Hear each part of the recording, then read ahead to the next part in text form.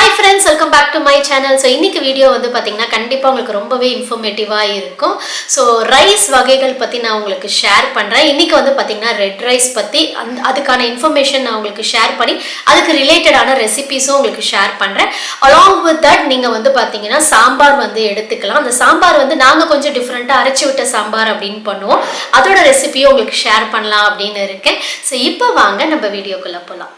Okay friends, to start with first வந்து red rice பத்தி நான் உங்களுக்கு சொல்லிடுறேன். ஆக்சுவலி ரெட் ரைஸ் யூஸ் பண்ணலாமா இல்ல அதுவும் ஒயிட் ரைஸும் ஒரே மாதிரி தானா அப்படின்ற மாதிரி நிறைய பேர் எனக்கு டவுட் கேட்டிருந்தீங்க. ஆக்சுவலி நீங்க வந்து ரைஸ் உங்களால அவாய்ட் பண்ண முடியாது அப்படின்ற பட்சத்துல நீங்க ரெட் ரைஸ் கண்டிப்பா வந்து கன்சிடர் பண்ணலாம் ஓவர் ஒயிட் ரைஸ்.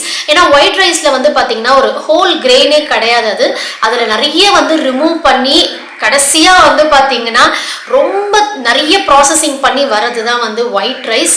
பட் ஆனால் ரெட் ரைஸ்ல வந்து பாத்தீங்கன்னா ஒரு ஹோல் கிரெயின் அப்படின்னாலே அதுல எல்லா லேயர்ஸுமே உங்களுக்கு இருக்கணும். அதுல இருக்க எண்டோஸ்பர்மா இருக்கட்டும், பிரானா இருக்கட்டும், ஜெர்ம், அது எல்லாமே வந்து பாத்தீங்கன்னா அவைலபிளா. எஸ்பெஷலி வந்து ரெட் ரைஸ் ஏன் வந்து ப்ரிஃபர் பண்ணுங்க அப்படின்னு நான் சொல்றேன்னா, அது வெறுமே வந்து பாத்தீங்கன்னா கேலரிஸ் ஒரு எம்டி கேலரிஸ் கிடையாது. It is high in iron, அதுக்கப்புறம் வந்து ஃபைபர், அதுக்கப்புறம் வைட்டமின் B1 and B2. அது ரொம்பவே நல்லது உங்க உடம்புக்கு. ஸோ அதனால நீங்க வெறுமே ஒயிட் ரைஸ் கன்சிடர் பண்ணி எம்டி கேலரிஸா கன்சியூம் பண்றதுக்கு நீங்க இந்த மாதிரி ரெட் ரைஸ் வந்து கண்டிப்பா வந்து ப்ரிஃபர் பண்ணலாம். இப்போ நான் வச்சிருக்கிறது வந்து பாத்தீங்கன்னா மட்டா ரெட் ரைஸ் தான் நான் வச்சிருக்கேன். அதை நான் ரைஸா சாப்பிடுவேனா அப்படின்னு கேட்டீங்கன்னா நான் எப்படி கன்சியூம் பண்ணிப்பேன்னு உங்களுக்கு நான் காமிக்கிறேன். மோஸ்டா வந்து இட்லி தோசையில நாங்க வந்து எடுத்துப்போம். அது ஃபர்ஸ்ட் இந்த மாவு அரைக்கிறதுக்கு என்ன அளவு அப்படின்றத நான் உங்களுக்கு காமிச்சிடுறேன். ஏன்னா இப்ப காத்தால ஊற வச்சுட்டு நைட்டு அரைச்சு போட்டுட்டு அடுத்த நாள் மார்னிங் தான் இட்லி தோசை உங்களால செய்ய முடியும். ஃபர்ஸ்ட் இப்ப மாவுக்கு அளவு நம்ம பார்த்தலாம். அது கூடயே வந்து சூப்பரான ஒரு சாம்பார் ரெசிபி நான் உங்களுக்கு ஷேர் பண்றேன். அதுக்கப்புறம் நாளைக்கு மார்னிங் வந்து பாத்தீங்கன்னா இட்லி தோசை செய்யும் போது நான் அதையும் உங்களுக்கு கவர் பண்றேன். இப்போ வாங்க மாவோட அளவு என்ன அப்படின்றத பார்க்கலாம். ஓகே ஃப்ரெண்ட்ஸ், ஸோ இதுதான் வந்து பார்த்தீங்கன்னா மட்டா ரெட் ரைஸ். இதோட ரேஷியோ என்ன இருக்கணும்னு பார்த்தீங்கன்னா 4:1. 4 கப்பு நான் வந்து ரெட் ரைஸ் எடுத்தேன் அப்படின்னா 1 கப்பு வந்து உளுந்து எடுத்துப்பேன். ரெண்டுமே நான் ஒரே கண்டெய்னரில் தான் போட்டுக்க போகிறேன். நல்லா வாஷ் பண்ணும். இல்லை 3லேருந்து 4 வாட்டி நீங்கள் வாஷ் பண்ணுற மாதிரி இருக்கும். வாஷ் பண்ணிவிட்டு அதுக்கப்புறம் ஊற வச்சுருங்க. ஒரு 4 to 5 hours ஊற வச்சிங்களாலே தாராளமாக போகும். ஸோ நீங்கள் வந்து அரைக்கும் போது வந்து பார்த்திங்கன்னா கண்டிப்பாக ஒரு மாதிரி கொலன்னு இருக்க மாதிரி தான் இருக்கும். அதுக்கு ரீசன் வந்து பார்த்திங்கன்னா இதில் ஃபைபர் கண்டென்ட் கொஞ்சம் ஜாஸ்தி. ஸோ அதனால் நீங்கள் அதை பற்றி நீங்கள் வந்து வரி பண்ண வேண்டாம். ஸோ ஒரு 4-5 மணி நேரத்துக்கு ஊற வச்சுருங்க. மேலே வந்து கொஞ்சமாக வெந்தயம் ஆட் பண்ணியிருக்கேன். ஃப்ரெண்ட்ஸ், ஸோ மீன்வைல் நம்ம வந்து அரைச்சி விட்ட சாம்பார் செஞ்சிடலாம். ஒரு பேன் வந்து எடுத்துக்கோங்க. ஒரு கடாய் மாதிரி எடுத்துட்டு அதில் கொஞ்சமாக எண்ணெய் சேர்த்துக்கோங்க. ஃபஸ்ட்டு அரைக்க வேண்டியது என்னவோ அதை நம்ம வறுத்து எடுத்துக்கலாம். கொஞ்சமாக ஆயில் சேர்த்துட்டு அதில் வந்து பார்த்திங்கன்னா கடலை பருப்பு நீங்கள் ஆட் பண்ணிக்கோங்க. ஆக்சுவலி இந்த சாம்பார் ரொம்ப டேஸ்ட்டாக இருக்கும். கண்டிப்பாக வீட்டில் ட்ரை பண்ணி பாருங்கள். ரொம்ப டிஃப்ரெண்ட்டாகவும் இருக்கும், டேஸ்ட்டாகவும் இருக்கும். ஸோ கடலைப்பருப்பு வந்து பார்த்திங்கன்னா ஒரு 2 ஸ்பூனுக்கு அளவு நீங்கள் ஆட் பண்ணிக்கலாம். ஆட் பண்ணிவிட்டு அப்புறம் எவ்வளோ உங்களுக்கு காரம் தேவையோ அதுக்கேற்ற மாதிரி நீங்கள் வந்து ரெட் சில்லி ஆட் பண்ணிக்கோங்க. இது வந்து காஞ்ச மிளகா தான். ஸோ இது வந்து நல்லா வந்து அதோட கலர் வந்து சேஞ்ச் ஆகிற வரைக்கும் நீங்கள் நல்லா வந்து வதக்கிக்கணும். அதுக்கப்புறம் லாஸ்ட்டில் வந்து பார்த்திங்கன்னா 2 ஸ்பூன் நம்ம தனியா ஆட் பண்ணிக்கிறோம். ஏன்னா தனியா லாஸ்ட்டாக ஆட் பண்ணுங்கள், இல்லைன்னா டக்குன்னு அது வந்து பார்த்திங்கன்னா உங்களுக்கு வந்து கலர் மாறிடும். ஸோ அதனால் வந்து கடலைப்பருப்பு கலர் மாறினதுக்கப்புறம் நீங்கள் தனியா ஆட் பண்ணலாம். ஸோ இதுவும் நல்லா வதக்கிக்கோங்க.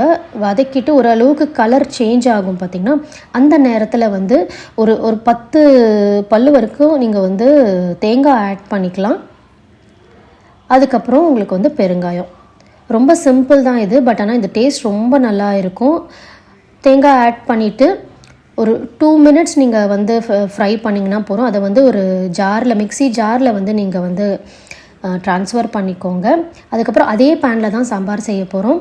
ஸோ கொஞ்சமாக எண்ணெய் ஊற்றி கடுகு, வெந்தயம், அதுக்கப்புறம் என்ன நீங்கள் போடணும்னு நினைக்கிறீங்களோ வெஜிடபிள்ஸ் நீங்கள் ஆட் பண்ணிக்கலாம். நாங்கள் முள்ளங்கியும் முருங்காவும் போட்டிருக்கோம். ஸோ இது நல்லா ஃப்ரை பண்ணிகிட்டே இருங்க. கொஞ்சமாக உப்பும் மஞ்சத்தூளும் சேர்த்து நீங்கள் ஃப்ரை பண்ணலாம். இந்த பேனை பற்றி நான் கண்டிப்பாக சொல்லி ஆகணும். இது நான் இண்டஸ் வேலியில் தான் வாங்கியிருந்தேன். இதுவும் ட்ரைப்ளை ஸ்டெயின்லெஸ் ஸ்டீல் பேன் தான். இது ஆக்சுவலி பிரியாணி கடாய். அதை வந்து நீங்கள் சாம்பாருக்கு எதுக்கு வேணால் யூஸ் பண்ணிக்கலாம். ரொம்ப சூப்பராக இருக்குது, நல்லா ஸ்டர்டியாக இருக்குது. உங்களுக்கு சுத்தமாக அடி பிடிக்கவே பிடிக்காது. இப்போ நான் வந்து பார்த்திங்கன்னா புளி தண்ணி ஆட் பண்ணிவிட்டு நல்லா கொதிக்க விடணும் நீங்கள். ஸோ நல்லா கொதிக்கணும். அது கொதித்து வரும்போது தான் நம்ம அரைச்சி வச்சதை நம்ம இதில் ஆட் பண்ண போகிறோம். ப்ளஸ் இந்த கடாய் வந்து பார்த்திங்கன்னா உங்களுக்கு க்ளோஸ் லிட்டோடு வரதுனால ரொம்ப ரொம்ப யூஸ்ஃபுல்லாக இருக்குது. நிறைய விஷயத்துக்கு வந்து நம்ம இதை யூஸ் பண்ணிக்கலாம். நீங்கள் சூப் ப்ரிப்பேர் பண்ணுறதுக்கு, இந்த மாதிரி சாம்பார் ப்ரிப்பேர் பண்ணுறதுக்கு, ரசம், அதுக்கப்புறம் பிரியாணி பாட். ஆக்சுவலி இது பிரியாணி பாட், இது நான் எல்லாத்துக்குமே யூஸ் பண்ணுறேன். ஏன்னா இது வந்து சுத்தமாக வந்து பார்த்திங்கன்னா அடி பிடிக்கவே பிடிக்காது. ரொம்ப நல்லா இருக்குது. நல்லா வந்து பார்த்திங்கன்னா ஒரு திக்கான ஒரு பாட்டம் இது. ஸோ கண்டிப்பாக நீங்கள் ட்ரை பண்ணி பாருங்கள். ஏன்னா இந்த மாதிரி திக்கான பாட்டம் யூஸ் பண்ணும் போது உங்களுக்கு வந்து நியூட்ரிஷன் வந்து பார்த்திங்கன்னா நல்லா ரீட்டைன் ஆகும். அதுக்கப்புறம் வந்து பார்த்திங்கன்னா நம்ம வந்து வேக வச்ச பருப்பை வந்து நீங்கள் ஆட் பண்ணிக்கோங்க. ரொம்ப சிம்பிள் தான். நீங்கள் ரொம்ப நேரம் கொதிக்க விடணும்னு கிடையாது. ஒரு 5 நிமிஷம் கொதிக்க விட்டிங்கனாலே தாராளமாக போகிறோம். அதுக்கப்புறம் நீங்கள் கொத்தமல்லி மட்டும் ஆட் பண்ணால் போகிறோம். ஸோ இந்த பேன் நீங்கள் வாங்கணும்னு நினைக்கிறீங்கன்னா நம்மளோட coupon code Deepa Pattabiram use பண்ணிங்க அப்படின்னா உங்களுக்கு 12% அடிஷ்னலாக டிஸ்கவுண்ட் கிடைக்கும். கண்டிப்பாக வாங்கி ட்ரை பண்ணி பாருங்கள். வர்த் பையிங் சொல்லுவேன். அதே மாதிரி இந்த சாம்பார் நீங்கள் ட்ரை பண்ணி பாருங்கள். உங்களுக்கு பிடிச்சிருக்கா? எஸ்பெஷலி குழந்தைங்களுக்கு நல்லா நெய் ஊற்றி நீங்கள் இந்த சாம்பார் போட்டு கொடுங்க. ரொம்ப என்ஜாய் பண்ணுவாங்க. அவ்வளோ டேஸ்ட்டாக இருக்கும் இது. ஸோ அதுக்குள்ளே வந்து பார்த்திங்கன்னா ஆஃப்டர் ஒரு 6 ஹவர்ஸ் வந்து மாவு ரெடி பண்ணிடலாம் அப்படின்ட்டு. நல்லா உங்களுக்கு ஊறி இருக்கும். ஊறுனா கொஞ்சம் கலர் வந்து பார்த்திங்கன்னா சேஞ்ச் ஆகும், இந்த ரைஸோட கலர். ஸோ அதனால் வந்து அரிசி உளுந்து ரெண்டுமே நீங்கள் சேர்த்து அரைச்சிக்கலாம். நாங்கள் மிக்சியில் தான் அரைப்போம். கூட வந்து கொஞ்சமாக ஒரு கைப்பிடி வந்து அவுள் வந்து சேர்த்துக்கோங்க. இது வந்து தட்டை அவுள். ஒரு 5 நிமிஷம் ஊற வச்சிங்கனாலே போதும். நல்லா உங்களுக்கு வந்து பார்த்திங்கன்னா சாஃப்ட் ஆகிடும். இது மூணுமே வந்து கொஞ்சம் கொஞ்சமாக பேட்சாக வந்து மிக்சியில் போட்டு நான் அரைக்கிறேன். நீங்கள் வந்து கிரைண்டர்லேயும் தாராளமாக அரைக்கலாம். நல்லா உங்களுக்கு வந்து பார்த்திங்கன்னா மையாக வரும். நாங்கள் ரொம்ப கம்மியாக தான் அரைக்கிறதுனால நான் மிக்சி தான் வந்து ப்ரிஃபர் பண்ணுவேன் எப்பயுமே. ஸோ எல்லாமே பேட்சாக அரைச்சிட்டு நல்லா வந்து உப்பு போட்டு கையில் வந்து நல்லா வந்து கலந்துக்கோங்க. அப்போ தான் உங்களுக்கு நல்லா ஃபர்மெண்ட் ஆகும், நல்லா பொங்கி வரும் ஆக்சுவலி மாவு. அடுத்த நாள் வந்து பார்த்திங்கன்னா இட்லி வந்து செஞ்சோம். ரொம்ப சூப்பராக இருந்தது. செம்ம சாஃப்டாக இருந்தது ஆக்சுவலி இட்லி. கண்டிப்பாக ட்ரை பண்ணி பாருங்கள். ரொம்ப ரொம்ப ஹெல்த்தியான ஒரு ஆல்டர்னேட்டிவ். நீங்கள் வந்து நார்மல் ரைஸ், ஒயிட் ரைஸ் வச்சு நீங்கள் இட்லி தோசை செய்கிறதுக்கு பதிலாக இந்த மாதிரி நீங்கள் கண்டிப்பாக செஞ்சு பாருங்கள். ஒரு நல்ல ஒரு ஹெல்த்தி ஆல்டர்னேட்டிவ் இது. ஸோ இந்த மாவு வச்சு நீங்கள் வேறு எப்படி டிஃப்ரெண்ட்டாக நீங்கள் செய்யலான்னு பார்த்தீங்கன்னா, கொஞ்சமாக மாவு தனியாக எடுத்துக்கோங்க. தனியாக எடுத்துகிட்டு எப்போ வேணுமோ நீங்கள் கொஞ்சம் தண்ணி ஊற்றி தான் கலக்கிற மாதிரி இருக்கும், ஏன்னா கொஞ்சம் திக்காகிடும். ஸோ இட்லி இதில் நீங்கள் வந்து கொஞ்சமாக சேர்த்துட்டு அதுக்கு மேலே வந்து துருவின நீங்கள் கேரட் போட்டுட்டு அப்புறம் கொத்தமல்லி போட்டுட்டு அதுக்கு ஆன் டாப் ஆஃப் தட் கொஞ்சமாக நீங்கள் மாவு சேர்த்திங்க அப்படின்னா ரொம்ப சூப்பராக இருக்கும். வெஜிடபிள் இட்லி செம்ம டேஸ்ட்டாக இருக்கும். இது நீங்கள் ட்ரை பண்ணி பாருங்கள்.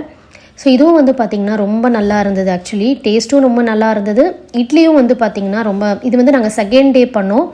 ஸோ அதனால் வந்து இந்த மாதிரி வெஜிடபிள் இட்லி மாதிரி செஞ்சு பார்க்கலாம் அப்படின்னு சொல்லிட்டு வெஜிடபிள் இட்லி நாங்கள் செஞ்சோம். ஸோ அதே நேரம் தான், ஒன்றும் டிஃப்ரென்ஸ் கிடையாது. ஈஸியாக வெந்துடும். ஏன்னா நீங்கள் வந்து துருவி தான் போட்டிருக்கீங்க கேரட். இந்த மாதிரி நீங்கள் எந்த வெஜிடபிள்ஸ் வேணால் இதில் சேர்க்கலாம். நாங்கள் வந்து கேரட் சேர்த்துருக்கோம். நீங்கள் பீட்ரூட் கூட ட்ரை பண்ணி பார்க்கலாம். ஸோ இட்லியும் நீங்கள் செய்யலாம். அப்படி இல்லை உங்களுக்கு குயிக்காக வந்து ப்ரிப்பேர் பண்ணணும் அப்படின்னா நீங்கள் தோசை கூட வந்து பார்த்திங்கன்னா இந்த மாதிரி வெஜிடபிள் தோசை செய்யலாம். ரொம்ப சூப்பராக இருக்கும். அதுவும் நான் வந்து கவர் பண்ணியிருக்கேன். நீங்கள் வந்து இந்த மாதிரி காம்பினேஷன்லேயும் செக் பண்ணலாம். அதே மாதிரி கொஞ்சம் மாவு எடுத்துக்கோங்க. தேவை இருந்தால் தண்ணி ஆட் பண்ணிவிட்டு துருவின கேரட்டு, அதுமாதிரி குட்டி குட்டியாக கட் பண்ண கேப்சிகம் எடுத்துக்கோங்க. அதுக்கப்புறம் வந்து கொத்தமல்லி. சூப்பரான காம்பினேஷன் இது. டேஸ்ட்டே ரொம்ப நல்லா இருக்கும். எஸ்பெஷலி அந்த கேப்சிகம் வந்து பார்த்திங்கன்னா நல்லா க்ரன்ச்சியாக இருக்கும் நீங்கள் தோசை செய்யும் போது. ஸோ அது வந்து ரொம்ப டேஸ்ட்டாக இருக்கும். நீங்கள் அப்படியே கூட சாப்பிடலாம். உங்களுக்கு வந்து சைட் டிஷ் எதுவுமே தேவையில்லை. இல்லைன்னா பொடி வச்சு சட்னி வச்சு கூட நீங்கள் தாராளமாக எடுத்துக்கலாம். ஸோ இந்த ரெசிபி கண்டிப்பாக ட்ரை பண்ணி பார்த்துட்டு உங்களோட ஃபீட்பேக் வந்து எனக்கு கமெண்ட் செக்ஷனில் சொல்லுங்கள். உங்களுக்கு பிடிச்சதா என்னன்னு சொல்லிட்டு. ஓகே ஃப்ரெண்ட்ஸ், ஸோ இந்த வீடியோ வந்து நான் இதோட முடிச்சுக்கிறேன். கண்டிப்பாக உங்களுக்கு ரெசிபீஸ் வந்து யூஸ்ஃபுல்லாக இருந்திருக்கும்னு நினைக்கிறேன். ட்ரை பண்ணி பார்த்தீங்க அப்படின்னா கமெண்ட் செக்ஷனில் வந்து உங்களோட ஃபீட்பேக் கொடுங்க. அது மட்டும் இல்லாமல் இண்டஸ் வேலி பற்றியும் நான் ஷேர் பண்ணியிருந்தேன். கண்டிப்பாக அவங்க குக்வேர் வந்து ட்ரை பண்ணி பாருங்கள். நிறைய கலெக்ஷன்ஸ் இருக்குது. ஸோ கண்டிப்பாக வந்து வர்த் பையிங் அப்படின்னு தான் நான் நினைக்கிறேன். நம்மளோட coupon code Deepa Pattabiram use பண்ணீங்க அப்படின்னா உங்களுக்கு 12% டிஸ்கவுண்ட் கிடைக்கும். ஸோ கண்டிப்பாக ட்ரை பண்ணி பார்த்துட்டு உங்களோட ஃபீட்பேக் வந்து கமெண்ட் செக்ஷனில் சொல்லுங்கள். இந்த வீடியோ நான் இங்கே முடிச்சுக்கிறேன். until next video, take care, bye.